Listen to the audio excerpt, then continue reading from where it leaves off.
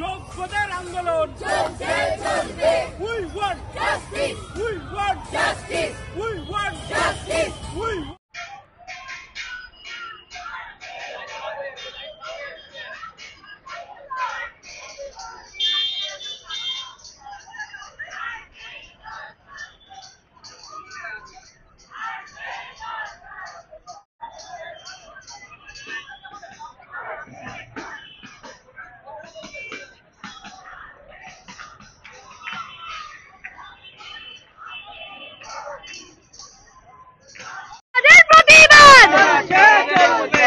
আজকে আমরা 2016 সালের এসএলএসটি যোগ্য শিক্ষক শিক্ষিকা অধিকার মঞ্চের আমরা সদস্যরা আমরা যোগ্য শিক্ষক শিক্ষিকা যাদের বিরুদ্ধে সরকার এবং তার দুর্নীতি, যার ফলে আজকে আমরা রাস্তায় বসতে বাধ্য হয়েছি।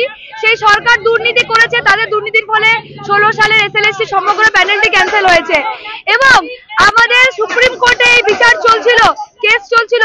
সেখানে সরকার যথাযথভাবে আমাদের সহযোগিতা না করায়, সরকার যথাযথভাবে আমাদের জন্য উপযুক্ত ব্যবস্থা না নেওয়ায় আজকে কিন্তু সুপ্রিম কোর্টের রায়ে সমগ্র প্যানেল ক্যান্সেল হয়েছে।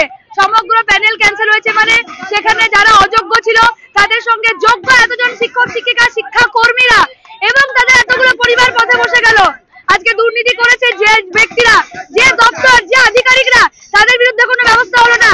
আমাদেরকে আজকে পথে বসিয়ে দেওয়া হলো, আমাদের বিরুদ্ধে অন্যায় করা হলো।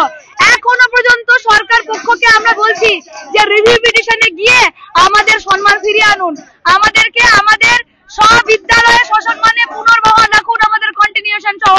আজকে যদি এতজন শিক্ষক শিক্ষিকা, 19,000 শিক্ষক শিক্ষিকা শিক্ষা কর্মীরা বিদ্যালয় থেকে যদি বহিষ্কৃত হয়, তাদের যদি চাকরি চলে যায়, আজকে শিক্ষা ব্যবস্থা কিন্তু ভেঙে পড়বে। সরকারি বিদ্যালয়গুলো আস্তে আস্তে বন্ধ হয়ে যাবে। তাহলে কি হবে? সমাজে বেসরকারি করণের দিকে বিদ্যালয়গুলো যাবে। সবাই কি সেই বেসরকারি বিদ্যালয়ে পড়াতে পারবে তাদের বাচ্চাদের? তাহলে আমাদের ভবিষ্যৎ কি হবে? সমাজের এই রাজ্যের বাচ্চাদের ভবিষ্যৎ কি হবে সেটা কিন্তু ভাবছে না। এখনো সময় আছে। আমাদের সরকার পক্ষকে যারা এই দুর্নীতি করেছে, যাদের দুর্নীতির দায়ে আমাদেরকে রাস্তায় নামতে হয়েছে, তাদেরকে আমরা বলছি যে আমাদেরকে সসম্মানে নিজেদের বিদ্যালয়ে পুনর্বহাল রাখুন। কি করে করবেন আমাদের দেখার দরকার নেই, আপনারা আমাদের বহাল রাখুন। মানে আগামীকাল বলা যেতে পারে যে আমাদের রিভিউ পিটিশন হওয়ার একটা সম্ভাব্য ডেট পড়েছে। যদি সেখানে সঠিকভাবে তথ্য সরবরাহ এবং সঠিকভাবে লয়ার দিয়ে উপস্থাপন না করা যায়, তাহলে কিন্তু এই টোটাল প্যানেলটাই ক্যান্সেল হবে। সেক্ষেত্রে আমাদের একটাই দাবি, যারা যোগ্যতার বলে যারা চাকরি পেয়েছে, যারা মেধার ভিত্তিতে চাকরি পেয়েছে, তারা যেন বহাল থাকতে পারে। এবং যেখানে প্রায় 8 বছর অতিক্রান্ত হয়েছে, মানে সেখানে আবার পুনরায় পরীক্ষা বসার কথা বলাটাই সম্পূর্ণ অযৌক্তিক। কেননা 2016 সালে যে পরীক্ষা হয়েছিল, রিক্রুট হতে হতে 2018, আজকে 2025 সাল, দীর্ঘ প্রায় 10 বছর পর এই পরীক্ষার কথা বলা, এটা সম্পূর্ণভাবে অযৌক্তিক।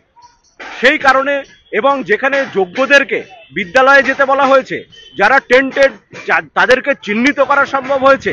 সুতরাং এই সম্পূর্ণ তথ্য দিয়ে সুপ্রিম কোর্টে যারা যোগ্যভাবে চাকরি পেয়েছে তাদেরকে বহাল রাখতে হবে। আমাদের সেটাই দাবি। আমরা নতুন করে কোনো প্রকার কোনো পরীক্ষায় অংশগ্রহণ করতে চাই না এবং আমাদের চাকরি বহাল রাখতে হবে। কেননা আমাদের চাকরি অলরেডি প্রায় 7 বছর অতিক্রান্ত হয়েছে, 8 বছরে পড়েছে। আমরা দীর্ঘদিন চাকরি করেছি সম্পূর্ণ দক্ষতার সাথে। আমাদের ওয়েমার যেটা আমাদের কমিশন থেকে দিয়েছিল, সেই ওয়েমার আমাদের আছে। প্রয়োজন হলে আমরা আবার সেটা দাখিল করতে প্রস্তুত। এবং আমাদের পাশাপাশি একটাই দাবি, যেন আগামী দিন সম্পূর্ণ তথ্য সহকারে আমাদের রিভিউ পিটিশন থেকে আমাদের উদ্ধার করে এবং যারা যোগ্য ভাবে চাকরি পেয়েছে তারা যেন পুনরায় বিদ্যালয়ে সসম্মানে ফিরতে পারে। আমার নাম সাগর মণ্ডল, রানাঘাট নদিয়া।